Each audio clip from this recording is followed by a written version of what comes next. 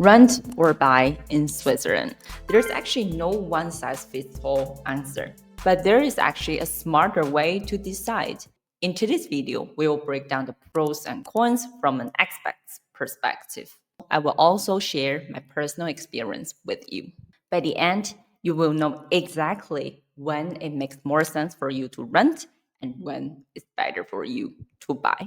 Hey, I'm Charlene. I'm your investment coach based here in Switzerland. And this is the channel where I share my 10 years of banking and investing experience with you for free. Like and subscribe for more content like this.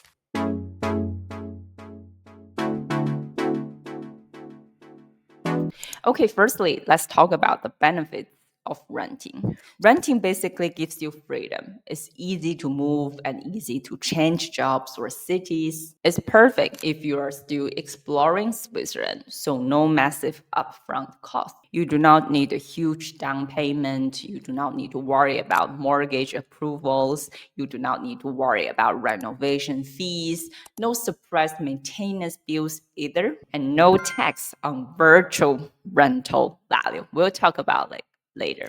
And yes, in Switzerland, homeowners are taxed for living in their own home. It's pretty wild, right? So renting keeps your taxes more simple. And plus, the rental market is very fair and well regulated. I would say, overall speaking, protecting tenants is pretty much, the situation here in Switzerland.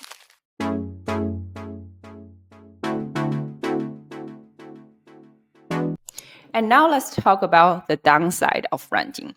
Here's the flip side, right? You may pay rent every single month and you never own the place. Your money builds your landlord's wealth, not yours. And you cannot make major changes. So no big renovations, no customizing things. And you could be asked to leave.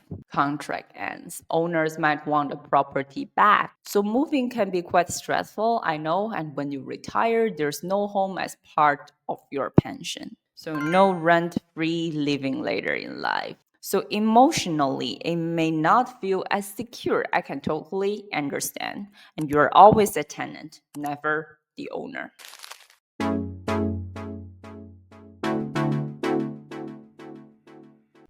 And hey, friends, before we move on, I wanted to invite you to a free class where I will teach you how to make your Swiss salary work harder than you and share 5 easy ways to generate passive income in Switzerland. The links is in the description. Sign up before the spots fill up. Okay, now let's talk about the benefits of buying. So buying can be just a smart long-term move. No landlord, no rent, a real asset for your future. In Switzerland, the good thing is that you do not have to pay back the full mortgage like in many other countries. For example, in Hong Kong, you usually have to enter a 30-year or 25-year mortgage. After 30 years, you must pay back the full loan, principal, and interest. But in Switzerland, it works quite differently. As long as you can prove you can afford the interest, you do not have to repay the mortgage in full. And this is a huge advantage. And it is something that attracts a lot of the people I know purchase a property in Switzerland. And plus, if property values rise, you win. And in recent years, this has been especially true. Big cities like Zurich, Geneva have seen strong growth. And here's another bonus: mortgage interest, tax deductible, renovations, tax deductible. In the right market, buying can absolutely help you build wealth. But here is a catch.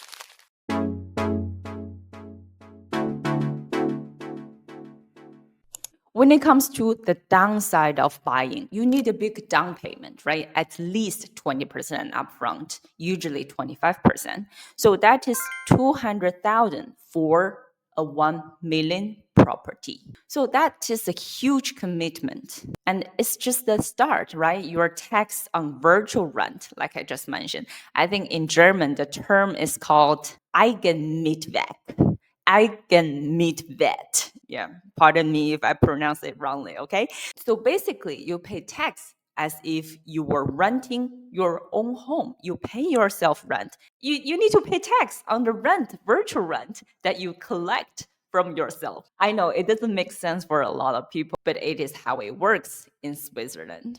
And you also cover all maintenance and repairs and roof leaks. So it's your job, right? And something breaks, it is your job. So selling isn't always easy as well. It can take months or even longer to find a buyer, and markets can slow down. And currently, we have already seen huge growth in prices, but no one knows. The markets can slow down gradually, and you will lose flexibility.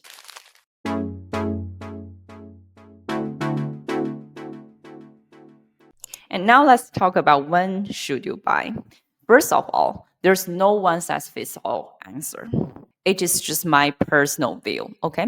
So I've seen so many friends burn themselves out saving for a down payment, working crazy hours, cutting back on everything, just wanted to afford a small apartment.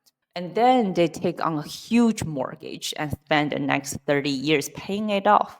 This is actually very common in Asia. So in Hong Kong, in mainland China, I heard in India as well. Owning a home is actually a really big deal there. It's seen as a status symbol. It gives just a feeling of security, financial security. I totally understand where it comes from. But after moving abroad, I just feel like my view has changed quite a bit. So honestly, if I had only 300K in my bank's account, I wouldn't choose to put most of it into a property for the down payment and lock myself into a 20 or 30-year mortgage. It's just not flexible enough. Life changes, opportunity comes and go, and the mortgage can feel like a golden cage, especially as an expat. Unless you are really sure you will stay here long term, I wouldn't put more than half of my net worth into a house or a property. And there are smarter ways to use that money. There are smarter ways that can give you more freedom and better returns. So now let's just assume you have 500K saved and you want to use 200K for a down payment. So that sounds a little bit more sensible to me. So you still keep a healthy cash buffer, you still keep flexibility. Plus, in Switzerland, interest rates can be very low for many years and property prices have been pretty resilient. In that situation, buying can make a lot more sense. So, but only if it's your bigger life plan. If you decide to buy and not sure about the procedure, actually, I've made a video called How to Purchase a Property in Switzerland for Foreigners, step by step. So do check it out later.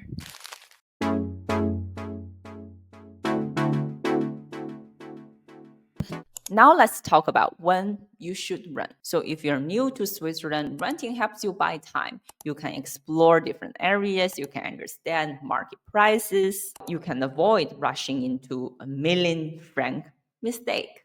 If your income stability isn't strong yet, or if your debt to income ratio is too high, it's much safer to rent. Banks in Switzerland check this ratio carefully. And honestly, you should too. Ideally, your total housing costs, rent or mortgage, should not exceed 30% to 35% of your monthly income. So if buying pushes you way above that, it's a financial red flag.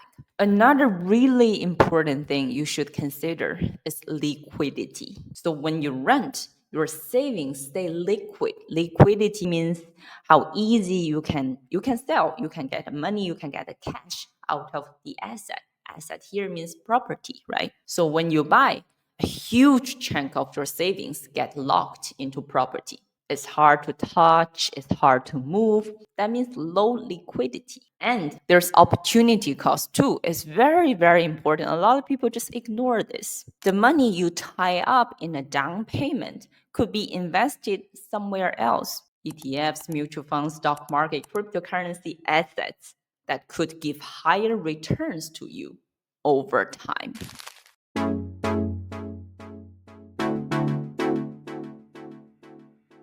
And now I wanted to share a little bit more about my own experience.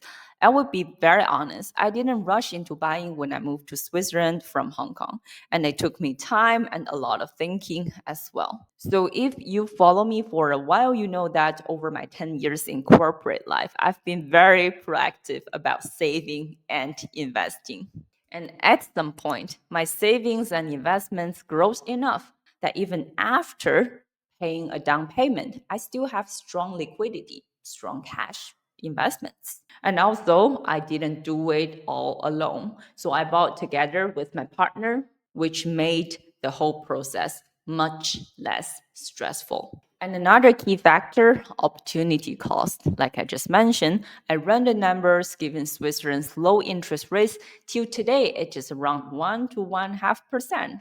It's very cheap, right? The mortgage here, which is significantly lower than the global norm. So, for example, when I was in Hong Kong, in China, every year you need to pay interest for at least like 5% or something. In the US, sometimes it's even higher recently, right? And also, given the resilience of property prices in Zurich, for example, I realized owning should actually make financial sense. And emotionally, I was ready to. I plan to stay in Switzerland for at least a few more years, and owning actually gives me a stronger sense of belonging. But I stay strict with my rules. I didn't buy the biggest property I could afford. I didn't stretch my budget. I made sure I still had plenty of cash and investments on the side for emergency, for peace of mind. So if I look at financially, the down payment was only a fraction of my total savings and investments.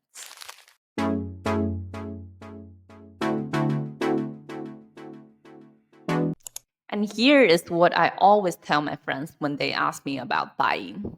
Think before you buy. Really think.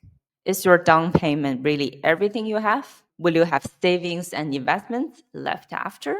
Or will you be starting all from zero again? Will you stay in Switzerland for at least 5 years? Are you ready for the responsibility? Or would you rather invest and stay flexible? So, honestly, for the most people I know, staying flexible and building investments on the side is a smarter move than just putting everything into a down payment, especially for expats, especially if your life or career could change quickly. And speaking of investments, if you believe renting and investing might be a better path for you, but you're not too sure how to start investing without an investment background, or if your current investment strategy feels confusing, I would love to invite you for my free investment masterclass later this month. In this class, I will show you exactly how I built my seven-figure wealth step by step before I ever purchased my first property in Switzerland, and how you can do the same. The register link is in the description area. There's only a few spots left. Sign up now. I will see you inside.